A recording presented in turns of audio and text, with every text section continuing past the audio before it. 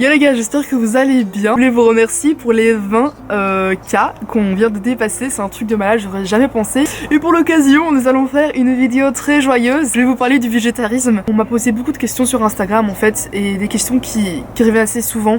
Je dis qu'en fait il était temps de vous expliquer les raisons qui m'ont poussé à arrêter de manger la viande, le végétarisme, mon parcours.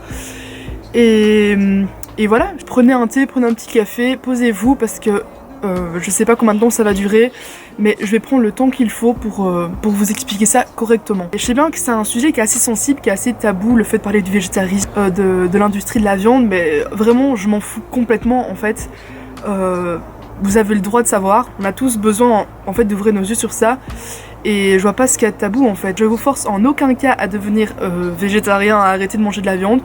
Je vous expose juste mon avis sur la chose et voilà, c'est parti.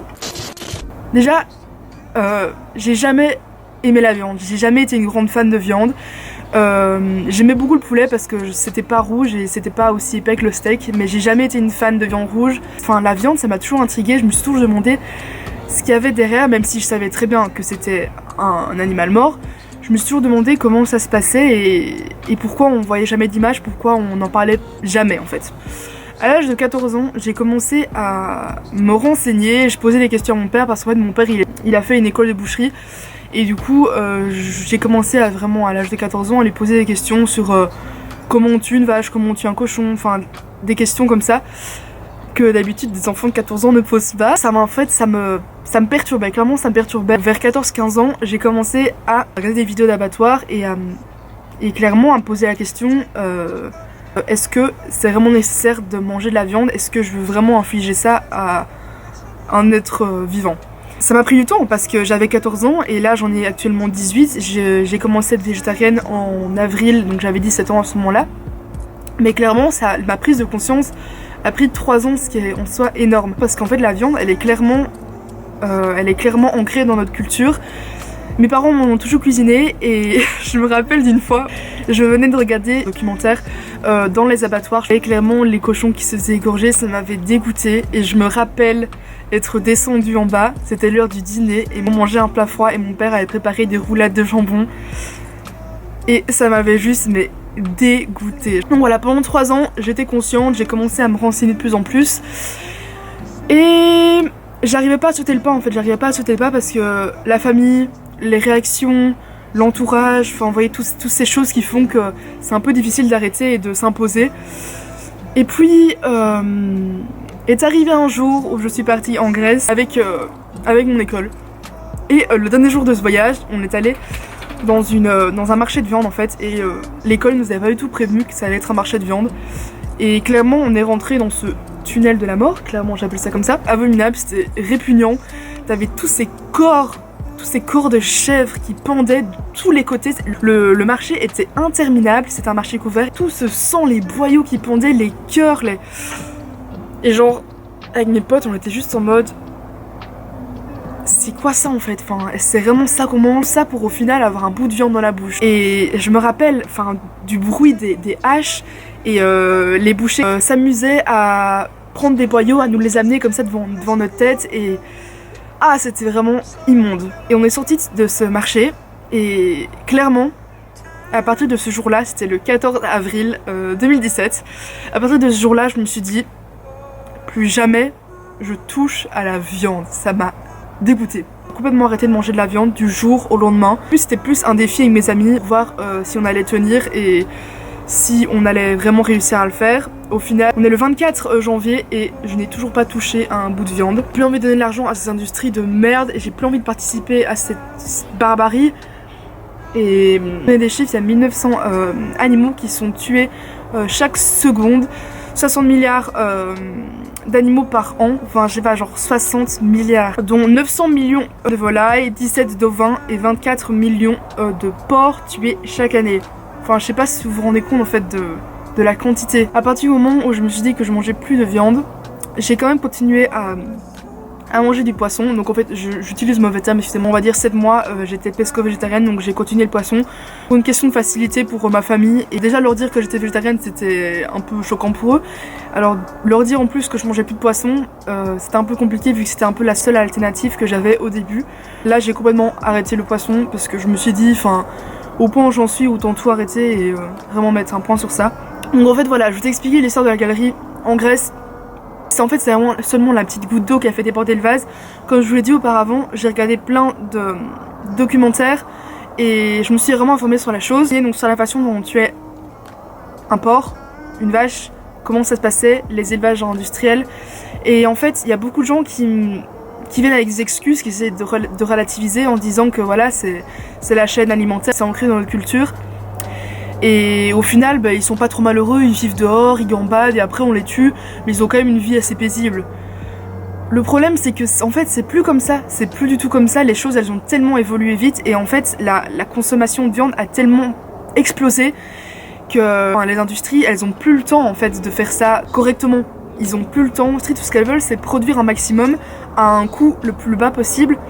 Et je vous donne un nombre et vous montrer que les élevages en plein air, en pleine voie de disparition, clairement. En France, il y a 82% des volailles et 95% des cochons qui sont élevés en élevage industriel, donc ça veut dire qu'ils sont pas accès à l'extérieur, ils voient pas la lumière du jour. Je vais vite vous expliquer en fait comment on tue un porc, parce qu'en fait aujourd'hui on mange de la viande sans même se rendre compte que c'est une bête morte, la chair d'animal.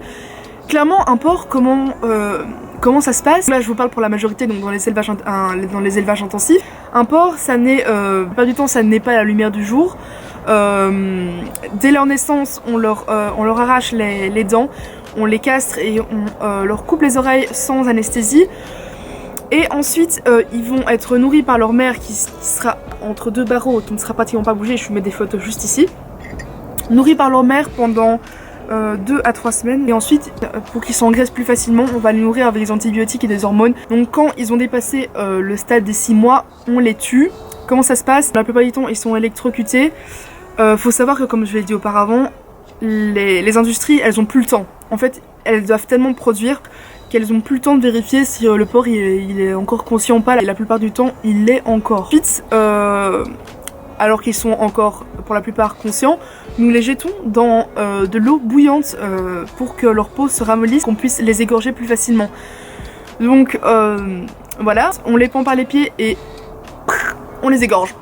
Pour les vaches c'est pratiquement pareil, sauf que la plupart du temps on utilise des pistolets avec une tige métallique qui rentre à l'intérieur du crâne et qui les entre guillemets tue quand ils ont la chance. Ils sont encore conscients, ben tant pis pour eux, hein, je veux dire, il n'y a pas le temps. Voilà, il n'y a pas le temps. Faut bien nous nourrir. On les pend la tête à l'envers par les jambes. Comme le cochon, le même destin, on les égorge et on les laisse se vider de leur sang pour que la viande soit plus tendre. Là et encore, là je vous parle des élevages traditionnels. Enfin, j'ai même pas envie d'aborder le sujet de la viande halal parce que là, il n'y a même pas d'étourdissement. On les égorge et c'est tout.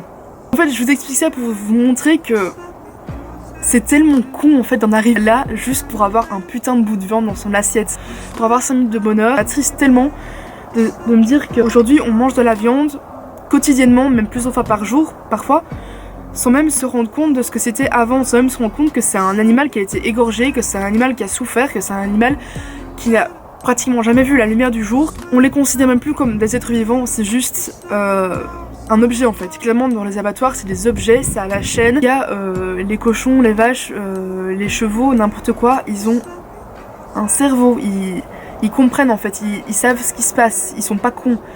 Et en fait on se dit que parce qu'on la mange, ces animaux non, ils ne ressentent rien, ils ne ressentent pas la peur, ils ne savent pas qu'ils vont mourir, ils ont aucun stress et ils n'ont pas mal. Mais les gars en fait il y a pas de différence entre un porc et un chien, il y a aucune différence en fait, sauf que le chien, on a décidé qu'il fait partie des animaux domestiques. Mais voilà, enfin ça c'est encore difficile parce que c'est la société, on nous a tellement ancré ça dans le cerveau. Et même moi en fait, hein, ça fait même pas un an que je suis végétarienne et je me dis putain j'ai mangé de la viande pendant 17 ans, on m'a rentré ça dans le crâne pendant 17 ans. Et ça craint en fait. Végétarien c'est même pas suffisant, clairement ce que je fais c'était même pas suffisant parce que le lait, ça revient à la même chose. Les vaches laitières, ça n'existe pas en fait. Enfin, il n'y a pas une vache qui a été mise au monde pour faire du lait continuellement. Pour qu'une vache produise du lait, il faut qu'elle soit enceinte. On l'assimile artificiellement tous les ans et dès qu'elle accouche de son veau, on fait quoi? Ben bam, on prend son veau et hasta luego, elle le voit plus jamais. Ça, le veau n'a même pas le droit à une goutte de lait et c'est nous qui pouvons le boire. La vache va être pompée de son lait jusqu'à la fin de ses jours et quand elle sera trop faible, elle ira à l'abattoir. Pareil pour le veau.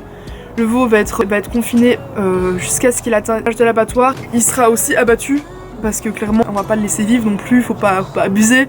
Je pourrais parler de ça pendant des heures en vrai, mais c'est pareil pour les œufs, on mange pas de coq et les coqs ne pondent pas d'œufs. Donc à la naissance les poussins, clairement on les trie, les poussins mâles, les broie ou on les gaze. Et du coup voilà, je sais pas si je vais me tourner après plus tard sur le véganisme, mais en tout cas je compte diminuer ma consommation de lait. Et ça c'est sûr. La cruauté animale c'est vraiment la première chose qui m'a poussée à devenir végétarienne. Ensuite, en étant végétarienne, je me suis renseignée un peu plus sur la chose et je suis tombée sur ce fameux documentaire, ce documentaire qui s'appelle Cowspiracy. Cowspiracy, les gars, sur Netflix, vraiment, c'est tellement choquant. Je vous mettrai tous les liens en barre d'infos. Des documentaires que j'ai pu visionner, des discours, des livres, des vidéos que j'ai pu regarder et qui m'ont fait prendre conscience de tout ça. Mais vraiment ce documentaire c'est un truc de dingue et en fait ça ouvre aussi les yeux sur la thématique de l'environnement et du réchauffement climatique parce que c'est un truc de ouf mais personne n'en parle. La production de la viande clairement ça tue notre planète en fait, ça la tue.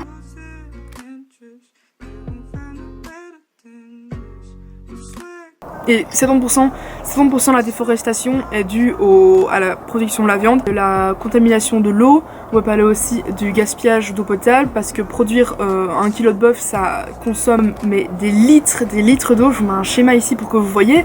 Je vais pas plus m'attarder sur le point écologique de la chose parce que j'ai pas envie de faire des erreurs en fait. Je me suis pas assez renseignée pour vous donner des chiffres exacts. Mais clairement je vais vous mettre des schémas ici, vous pouvez les lire et je vous invite vraiment, mais vraiment, même si vous êtes contre le végétarisme ou je ne sais quoi, à regarder ce documentaire, c'est hyper intéressant et ça m'a tellement marqué en fait.